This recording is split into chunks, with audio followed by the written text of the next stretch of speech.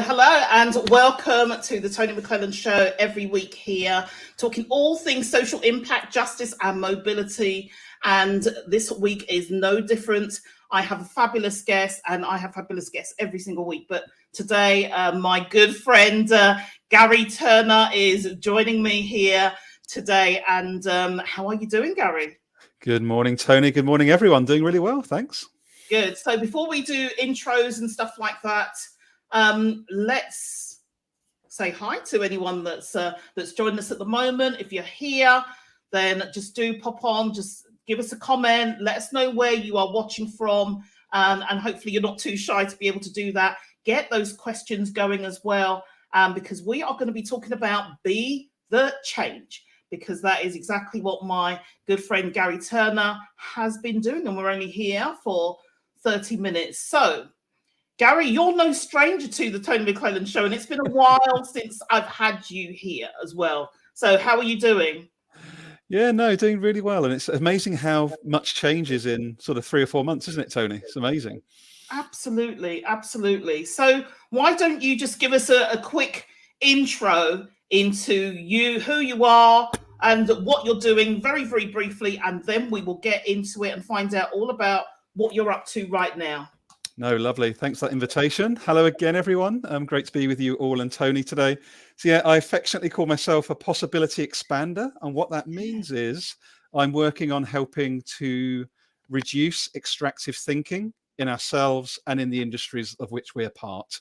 And that's pretty much me in a nutshell, Tony. Well, I absolutely love it. And that was very, very succinct. And, those of you that may remember Garry being here previously, I know him as, even though we're doing Be the Change today, I know him as the catalyst for change, because that's what we used to refer to you as, or you used to call yourself. That was your title. So now you are actually doing the doing, not the catalyst anymore. You're doing the doing because you're fed up of waiting on others, and you've taken the reins and you're doing yourself. So, and I'm looking forward to hearing all about that. Well, I know a few of you are actually here and joined us. So if you're not too shy and you want a live shout out, do just pop in the comments. Let me know where you are joining from, and I'll be sure to give you a shout out. Or if you're doing particular things in your community, jump on and let us know. So, Garry, I know that you do lots of work in the chemicals industry. That's your main piece. And I know for me and probably lots of others, over the pandemic, that really stirred things up in terms of supply chains and what's really going on, really paying attention, and sustainable development. And it actually means something, the climate, all of these things. And the 17 Sustainable Development Goals, I know that lots of you may not be aware of it, so do check it out. The Sustainable Development Goals, that's the SDPs. So do you want to just kind of stir us up with setting the scene a little bit, and then we'll get into where we are going? Yeah, I think a bit of that stirring up, I guess, does come from operating within one of the most extractive sectors, but most important sectors on the planet currently, chemicals. They go into everything, right? They go into the TV screens, they go into our cars, it goes into makeup. But the awareness that the supply chain that underpins all of that, that supports all of that, is increasingly problematic when we look at the weather changes that we're seeing, the extreme weather, etc. So I think in summary, Tony, what's really interesting, I think, for all of us these days is we're realizing how interconnected everything is. Absolutely. And that things aren't separate. And I think that's the big awareness raise that's happening right now. And if you're in an organization, for example, you know, just understanding that just taking what you've just said, Garry, about everything being interconnected, just understanding that when you make a decision, the impacts on others around you, not just the employees, but we're talking corporate social responsibility, the impact in the local community and those kind of places as well. And I want to kind of touch on an example that you gave me previously, Garry, and that was an example where you talked about a local community that an organization was in that local community for 20, 30 years or a very long time and was embedded, the main employer within that community. And yet, because of the changes and thinking about hybrid working for employees, they went towards satellite centers, and therefore the impact on the community wasn't really taken on board as fully as it could have been. Do you want to elaborate a little bit more on that and the impact?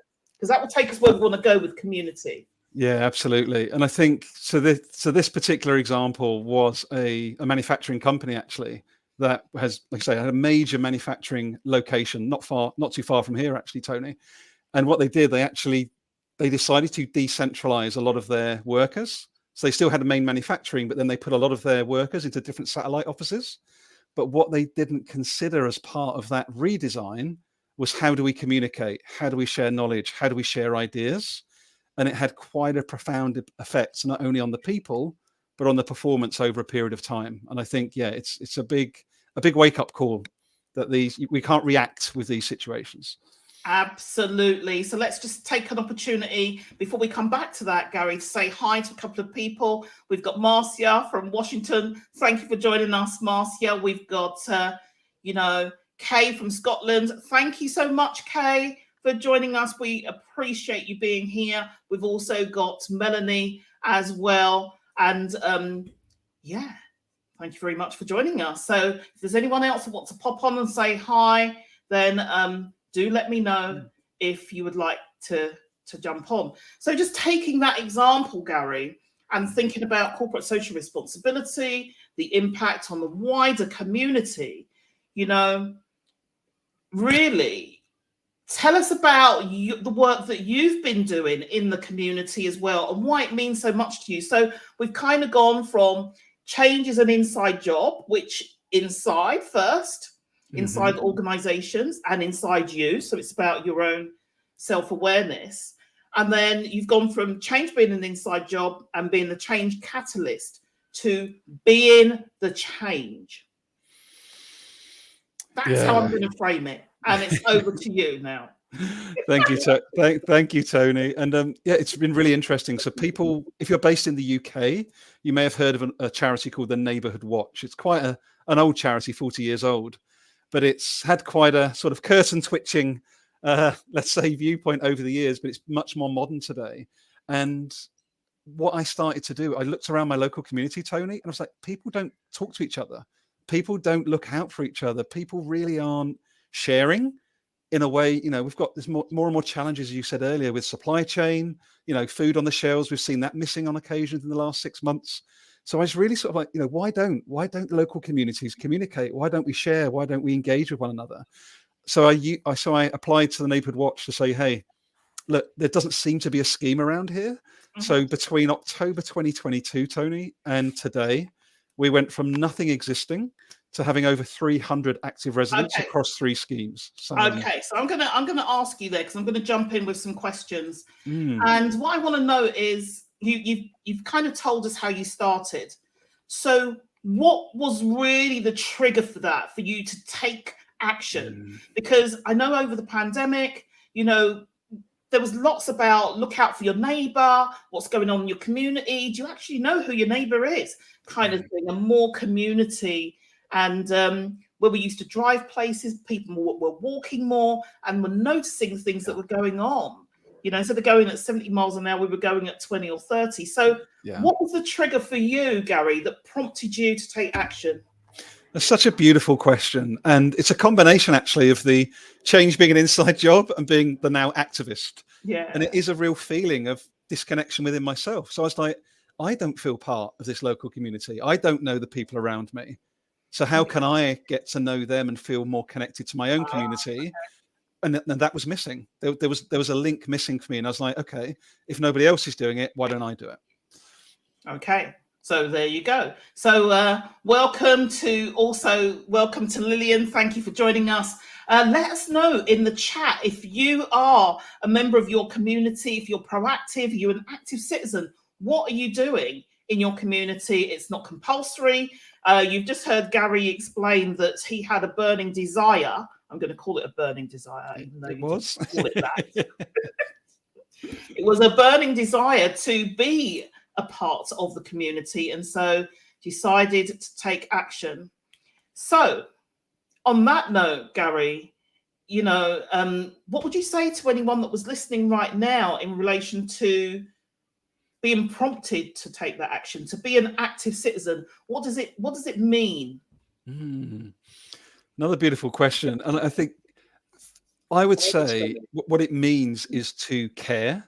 Think back about your the work you do around compassionate leadership, right? It's about caring, it's about listening, it's about co-creating, and it's really about sharing in a collective vision for your local area. You know, I can get lost, as you know, in the big systemic, the big picture, but there are people in our streets and in our local area that would really value an ear, you know, some time to speak.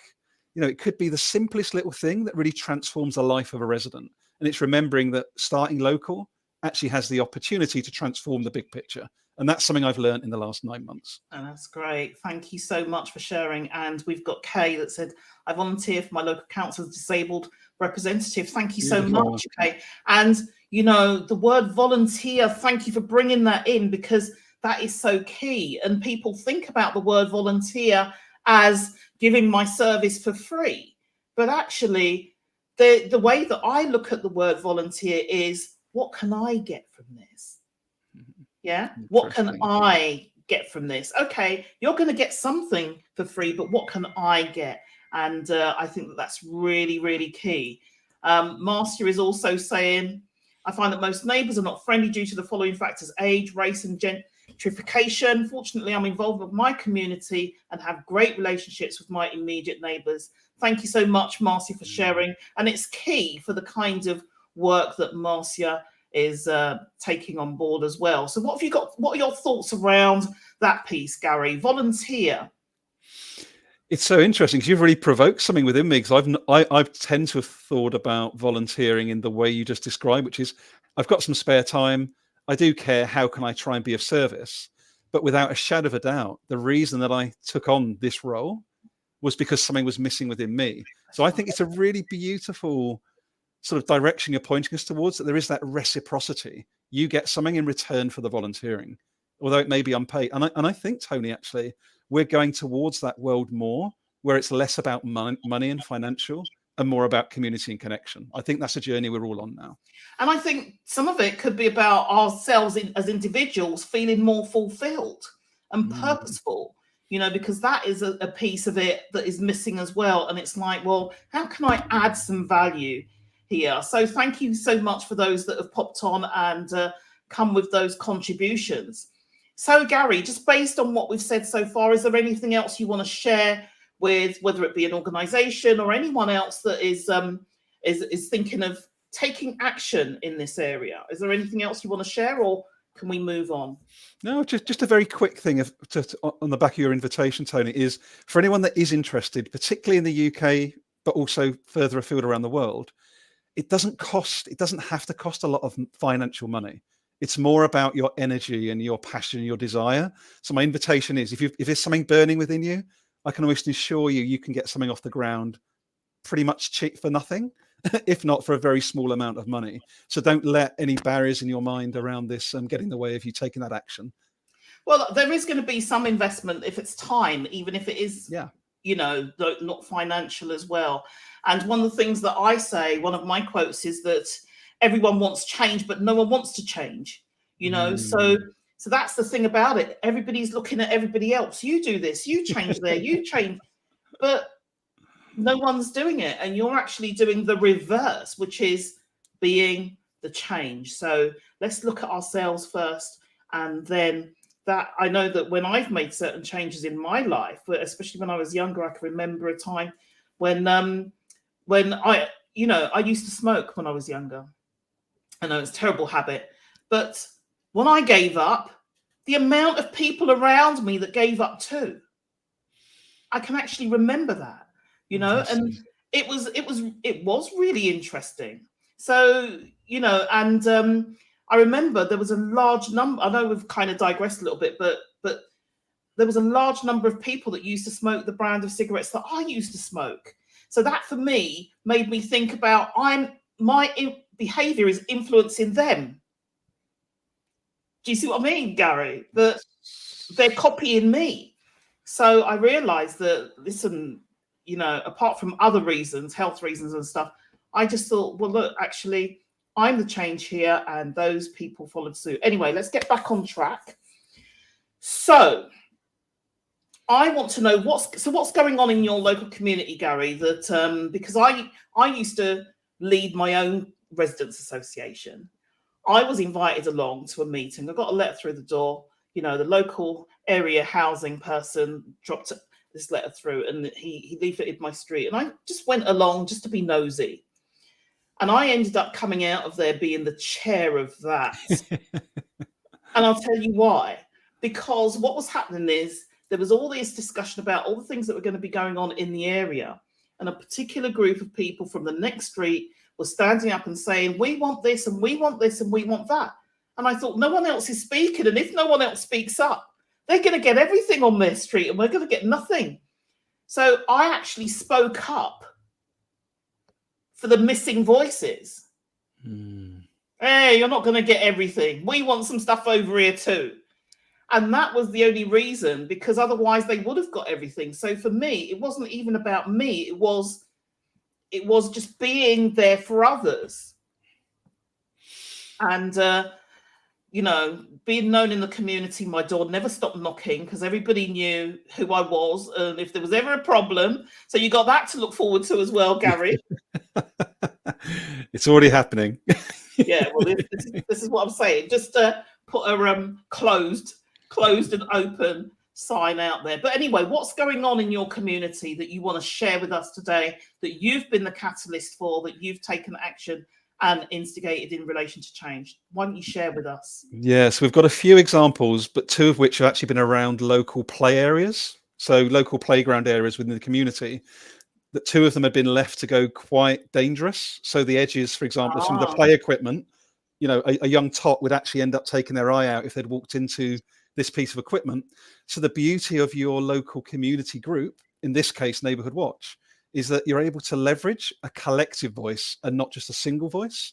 So of course, we all know what it's like, right? If it's just you knocking on the door, sometimes it's a get away. But when it's 300 of you saying, hey, we believe in this, we believe it can be better, we would like you to invest in X, Y, Z, we've had a direct impact on challenging the local councillors such that we are now going to get investment in both of those parks, which would not have happened had we not have started this group. Wow.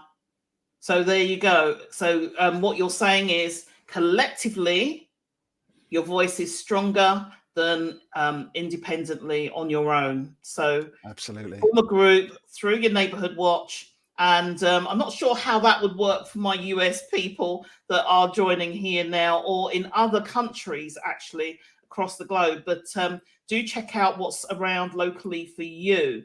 So now that's going to make those play areas a lot safer. You're tapping really into sustainable development goals and sustainable cities and communities. What's the link, Garry? How does that all work? Because I know that you've also talked about policing as well. Do you want to share a little bit more? Yeah, and I think this just ties beautifully to what we described earlier around everything being connected, right? Is that this journey is not a journey just of a community group. The interconnections with the police, with residents, with even businesses and local politics, all of those factors come together as part of this group. And it's the awareness and the curiosity. They're the things I'd love to invite. That's what's so critical, right, for sustainable development, for local communities. If we're not being curious, if we're not seeing things as interconnected, if we're not trying to bring people together, then ultimately, for me, what's it all for, Tony? So I think that's the passion. And it's really trying to understand those other moving parts that you wouldn't normally be a part of, that's so connected, and because I never thought I'd ever hear you talking about policing in your local area and these types of things. But I know you as a change catalyst, as somebody that's doing all of this work around change and working with all leaders, and some work around the climate and sustainability. So that's it. So this is where it moves you into. It's like, what's the next piece? So that's really interesting. Well, the fascinating thing, if I may just quickly add, not this journey led me going into local politics as a direct result of. So I ran in the recent local elections in the UK because of this journey. Direct link. This is what I'm saying, and that's why you're sitting here, because I want to know all about it, and I'm sure some others do too. So before you tell us more about what's happening for policing, the impact, and also your journey into politics, Garry, I want to hear. Let's see what Kate has said. It helps me feel better about being ill and disabled. It allows me to share my knowledge as a retired nurse. Brilliant. My body may fail me, but my mind is sharp. Listen to the patient's voice, even if it's just a whisper. Beautiful, that's so beautiful. So thank you so much, Kay, for adding value there. Really appreciate that insight. Marcia has come and said, my community neighbours are not very fond of me because I speak my mind, especially when it comes to senior citizens. But actually, somebody has to say it. So good on you, Marcia. And you can't be silenced. And we have community walkthroughs with our police department. Thank you. That's really, really good and powerful. And even if you're doing that on your own, the impact it will have, on others that aren't saying it, will be really, really great. So, Garry, tell us about some of this other stuff. You've told us about the play areas, how that's going to be great and better. What's happening for policing? And then do you want to tell us about your political stance, where you're going with that? Well, to be honest, it's so to talk about the policing part's really interesting, actually. So here in the UK, for anyone that's watching around the world, we used to have what we call in the UK a bobby on the beat, visible police officers walking around the streets, but they disappeared over the last 15, 20 years. We've not really had them so much, but they are making a comeback in the UK. So we're going to start to see what we call neighbourhood policing, going around in the local area, more visibility to tackle antisocial behaviour, to tackle some of the crime challenges we may have as a community. And again, as you said, Tony, I had a meeting with these 2 new police constables 10 days ago. Had you said to me 6 months ago, you're going to be working with the police and the community, I'd have been like, why? But it's been a really rich experience because you start to empathise, again, compassion. You have an understanding as to how these different agencies and parts of the system need each other in a healthy way. And Absolutely. I think that's been beautiful. That's been beautiful. And I must admit that when I used to do this work as well, that positioning was key. Just knowing, just positioning myself in a place where you're bringing the different moving parts together. Yeah. And as opposed to being one way or the other, it's more of an ally. Everybody's ally. Beautiful. Almost. So that's kind of, and seeing things coming together from there. That's great. So any other messages before we do the next piece? No, not from my side, Tony. Okay, so Marla is asking, what were your first steps? So Marla, Garry did touch on that right at the beginning. You may want to check the replay, but Garry, did you want to just summarize that very, very quickly for Marla? Yeah, hello Marla, nice to see you.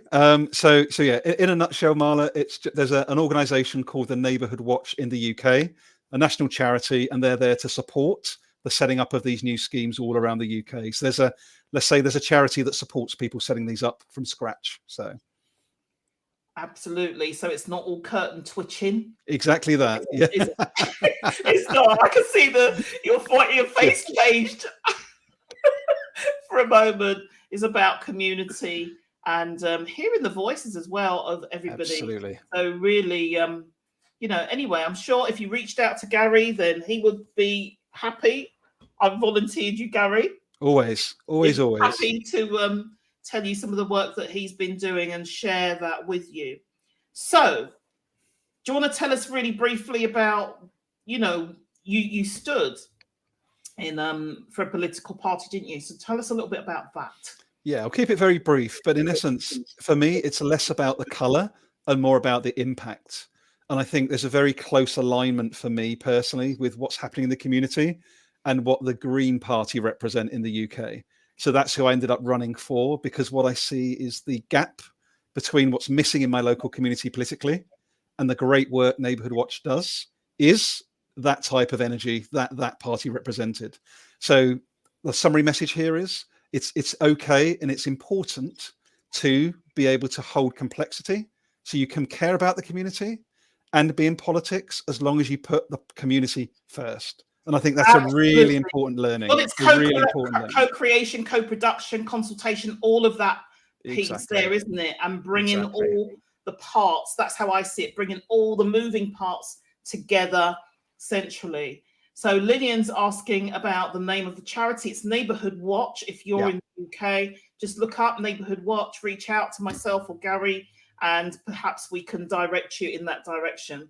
So thank you so much for that, Garry. That, even though I didn't really see you kind of so much involved with the neighbourhood policing, I could see you being involved with something like this because it leads right into change, sustainability, Green Party, and you called yourself activist as well, didn't you? So 100%.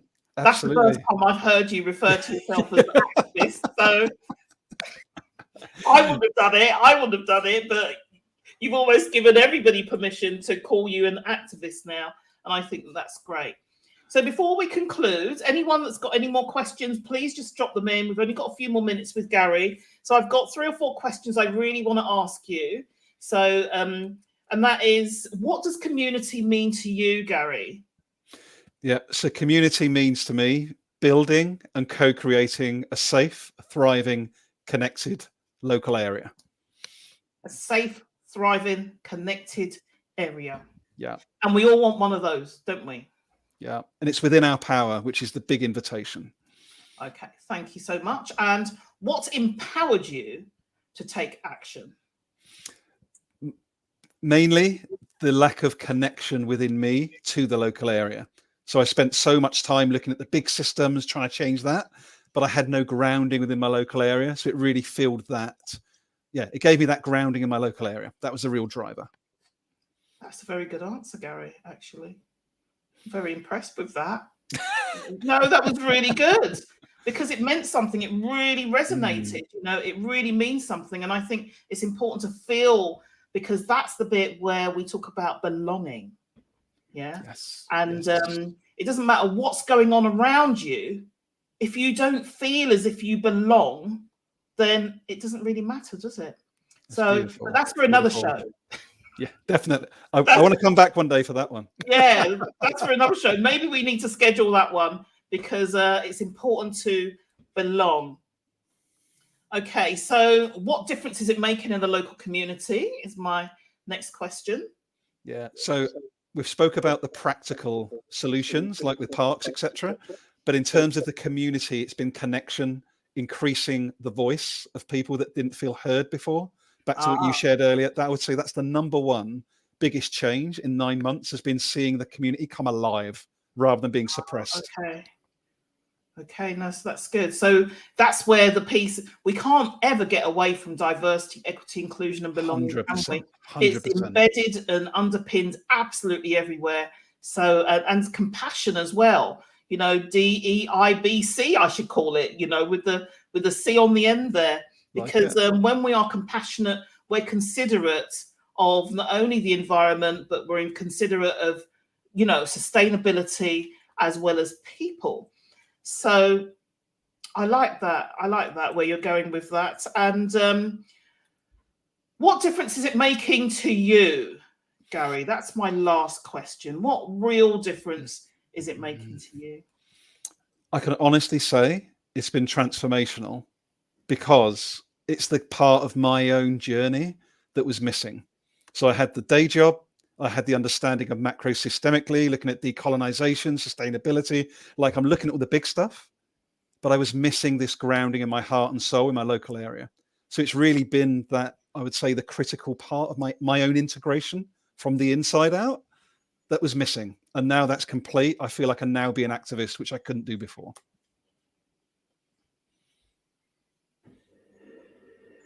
I like it.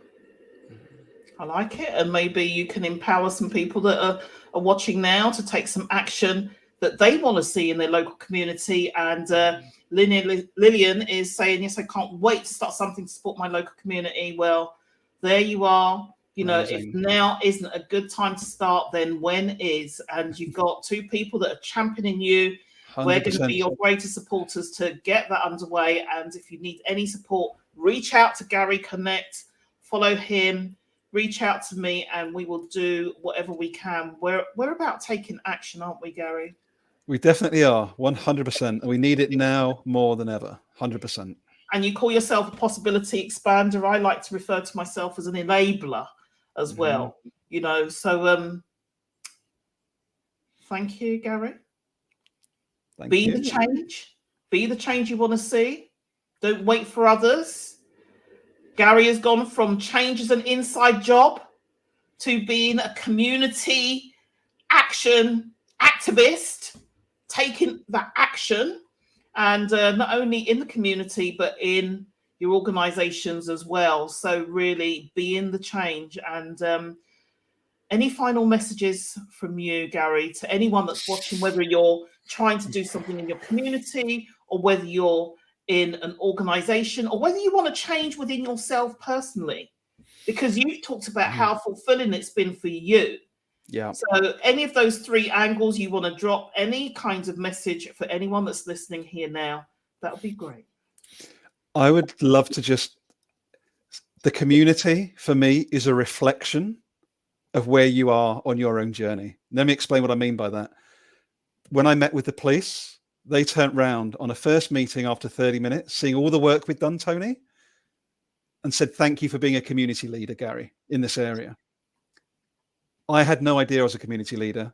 I had no desire to be a community leader, but it was one of the most fulfilling bits of feedback I've ever received, because that is the change I did want to become, but it was missing. And they mirrored that back to me in that conversation. So my point is, be local. Yeah. Be clear about where you are grounding first, because you can know everything about the rest of the world, but if we don't belong to ourselves first, we're lost. That's how I felt. So I love that message. It's important to belong to ourselves first. Wow, that is key. And then after you belong to yourself, you then have to belong to your community locally. And that's where you need to be connected. And what a real poignant message and place to leave that. I just want to say thank you so much, Garry, for that brief exploration. I think you've taken us really, really deep, and really appreciate you. Thank you, my friend. On that note, I just want to say thank you to everyone that's joined us today. Marcia Kay, Melanie, Lillian. Marcia's contributed a few things, and some of those others that have been watching that haven't contributed, feel free to just drop us a message or continue the conversation in the comments.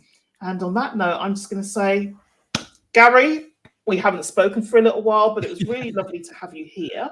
Thank you.